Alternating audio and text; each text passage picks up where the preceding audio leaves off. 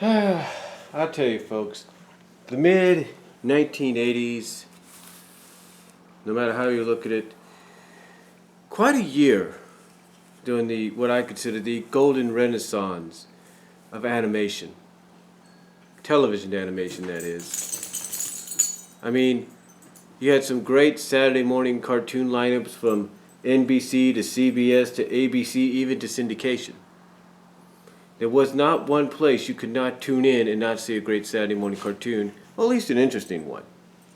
Weekday mornings and weekday afternoons were no different. They had some great lineups, great shows that you could wake up to and watch before you went to school, and you could come home and watch after you got home from school. Sunday mornings even had a few lineups during syndication that you could enjoy before you would go to church, or even after you got or even after you got out of church, depending on what time depending on what service you went to. Whether you went to the early service or the later service.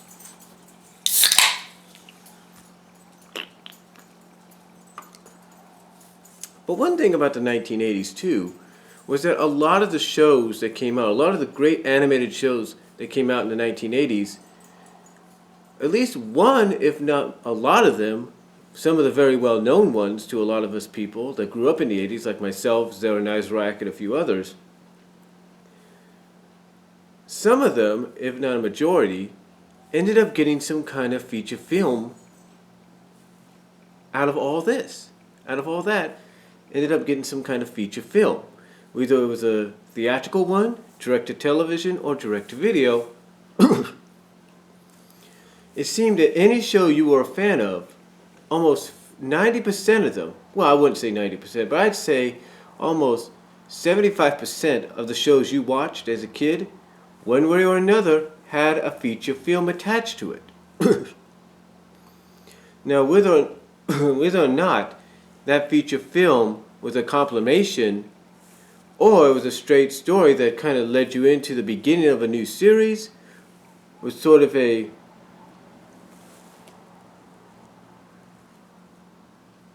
middle piece. You will, hold on.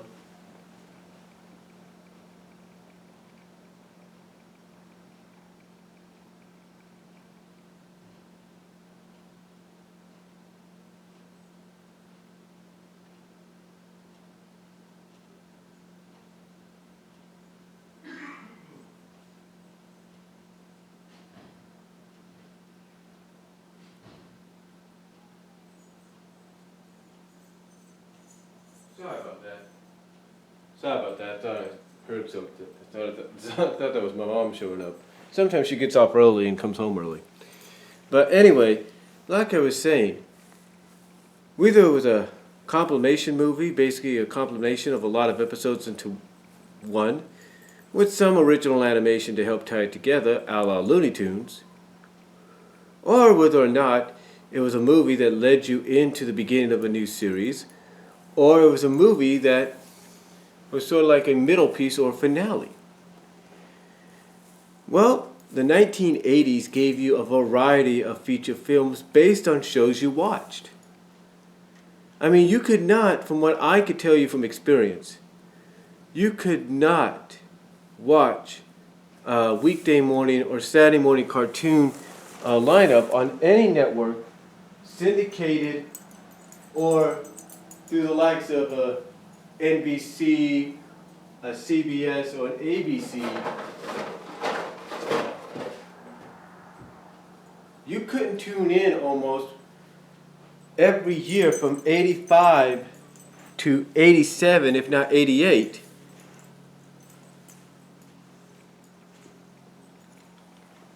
and not see a commercial, if not a 30-second or minute-long movie trailer for a movie based on a show that you were watching at that time, or was related to what you were watching. And when you would see that trailer, you'd be in shock, because you had no idea this was happening. You really didn't.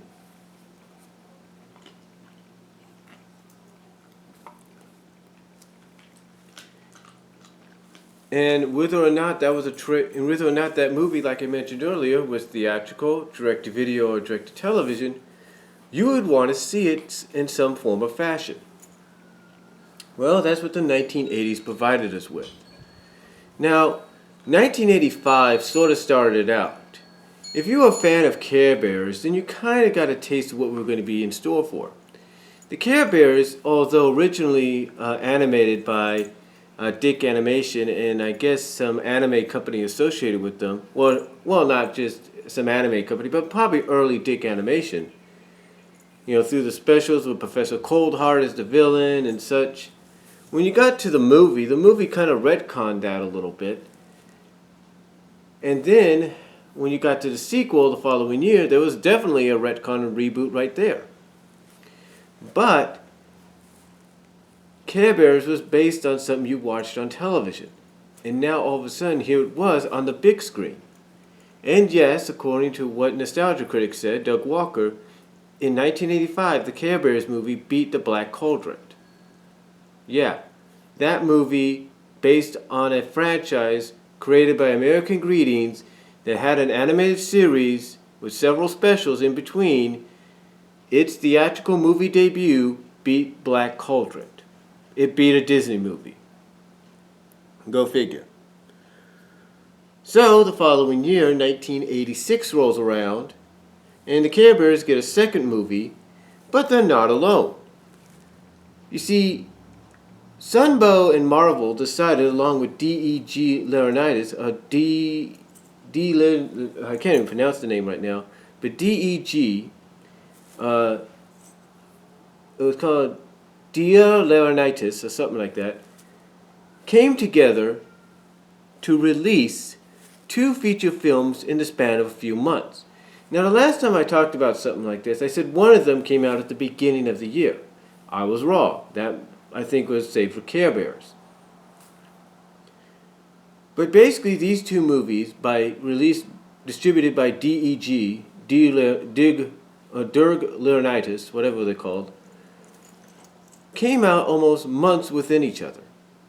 One, of course, was like a Disney film, although it was based on a Hasbro product at the time, which, before this movie, had I think 1, maybe 2 animated primetime specials to help launch the franchise into its animation, into animation history, into an animated franchise, not just a toy franchise, but an animated franchise, which continues to this day with one of the most popular Hasbro shows, or Hasbro animated shows that they've ever had in recent memory. Of course, that was followed a few months later by a movie that was the complete opposite of what you saw with this one. This one, in fact, was very dark, very violent, and a lot of main characters, or semi-main characters, were killed off, including the leader. What movies am I talking about? How about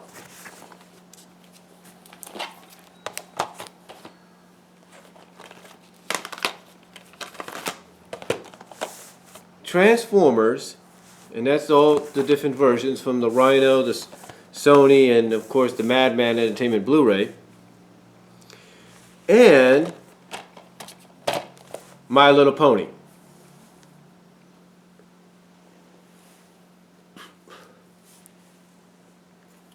That's right. These movies came out within months of each other in 1986. This one was rated G, and basically was a very Disney-like movie, musical and everything. I think you could see that. Very musical and everything. And then this, Transformers the movie, came out basically months with a few months after. I think maybe a month or 2 after My Little Pony did. Maybe several months later. I don't know the exact release date.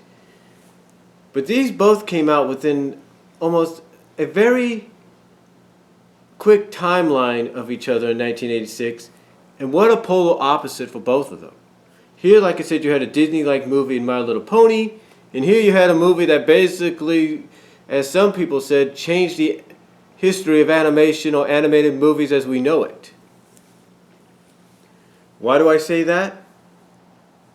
Well, because, like I said, you had a Disney-like film in My Little Pony, And then you had a film that basically was the complete opposite of it.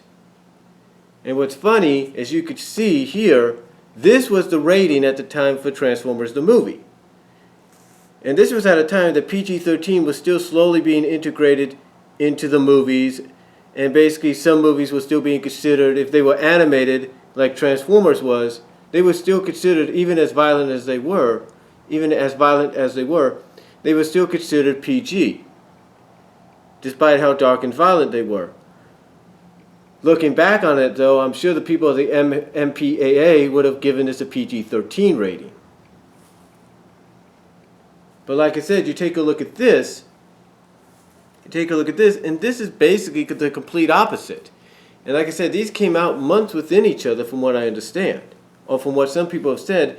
They came out months within. Basically, came out in a month span from each other. Basically, a few months span. And these, well, of course, these weren't the only ones that came out in 1986, though. But these did lead to something drastic. These did lead to a drastic change the following year. And I'll get into that in a second. The other movies to come out in 1986, though, that joined My Little Pony and Transformers were based on other franchises that we know. Now, I mentioned at the beginning one that we had. Now, I did mention at the beginning that several movies, if not one in particular, was a compilation, a la Looney Tunes. It had original animation to help along with the easy for me to say, complementary episodes for the compilation movie. And what movie am I talking about that had a theatrical release that was similar to the Looney Tunes movies that came before and after it? Heathcliff the movie. That's right, Heathcliff and the Cadillac Cats was so popular at the time that Dick Animation saw what was going on. Obviously, they knew what was going on with Hasbro and Sunbow and Marvel and what they were doing. And they said, you know what? We want a piece of that. Let's put a Heathcliff movie together. But they knew that the only way they could try to compete with this was to release not only the movie first, but they knew, well, I mean, obviously they knew they couldn't just animate a whole new movie altogether. I mean, they could do sequences and all that. But they knew they had to do something that would get people to come to the theaters and watch it. They needed to take a successful formula. Hold on for a sec.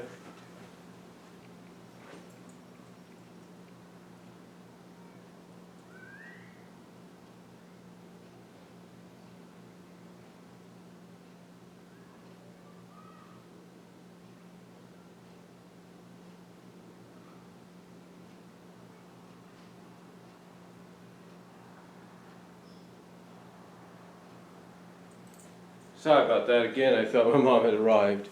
But like I said, Dick Entertainment knew that they needed to find a way to get this to the theaters before, I think, Transformers and My Little Pony. So what did they do?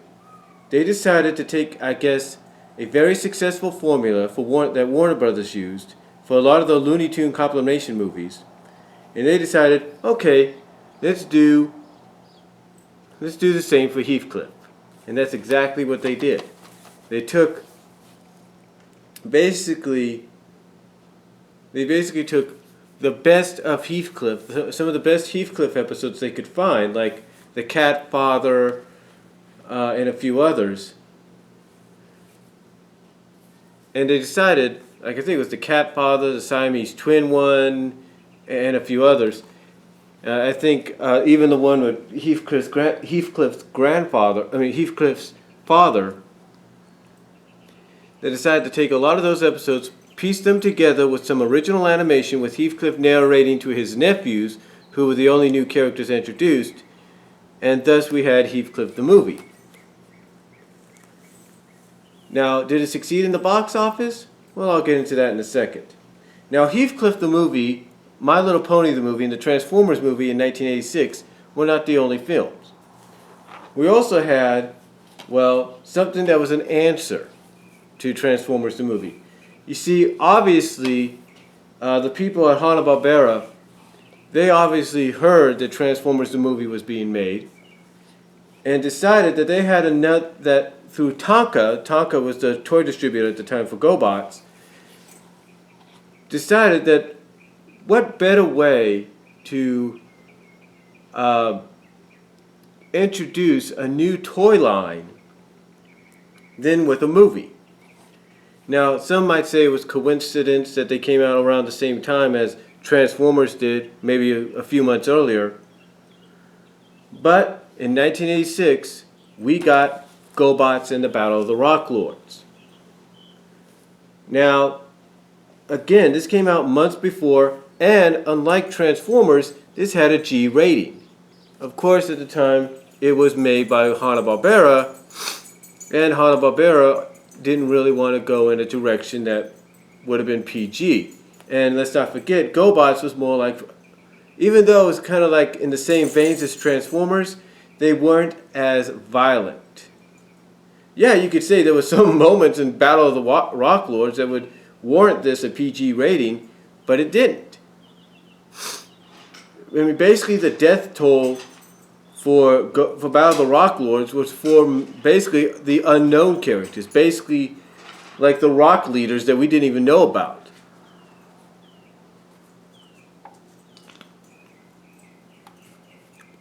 And that was it. And again, like I said, it obtained itself a G rating, which is kind of surprising, but again, like I said, this pales in comparison to what Transformers was, you know, a few months later.